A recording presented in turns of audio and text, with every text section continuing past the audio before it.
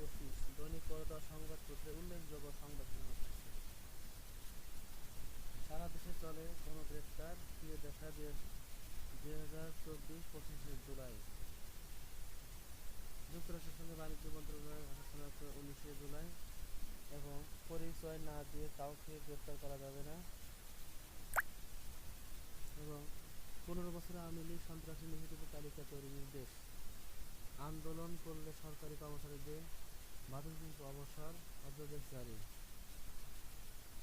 এবং নিখোঁজ মেয়ের খোঁজে স্কুলের মা ফিরলেন পোড়া ব্যাগ নিয়ে।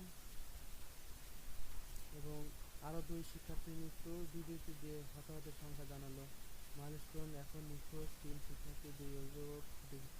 পর বিমান বিধ্বস্ত হয়, ভবনে ছিল স্বল্প সংখ্যক শিক্ষার্থী এবং ডিএনএ টেস্টে 5 মরদেহ পরীক্ষা শনাক্ত, 6 জন এখনও জীবন সংখ্যায়। ফিরে দেখা 2024 সালের জুলাই। ছাত্রদের যেখানে পাবেন গুলি করবেন, আল জাজিরা অনুসন্ধানে ফোনালাপ শেখ হাসিনা। হত্যা মামলায় গ্রেফতার সাবেক প্রধান বিচারপতি খায়রুল। এবং সচিবালয় ভাঙচুর ও হত্যাচেষ্টার মামলায় কারাগারে 4। হোয়াটসঅ্যাপ হোয়াইট ওয়াশ করতে নেমে বড় হার বাংলাদেশের। রাষ্ট্রীয় সম্মাননা পাবেন 2 শিক্ষক। সব ধর্মীয় প্রতিষ্ঠানে বিশেষ প্রার্থনা এবং একাদশে ভর্তির আবেদন শুরু 30 জুলাই। ফি 220 টাকা।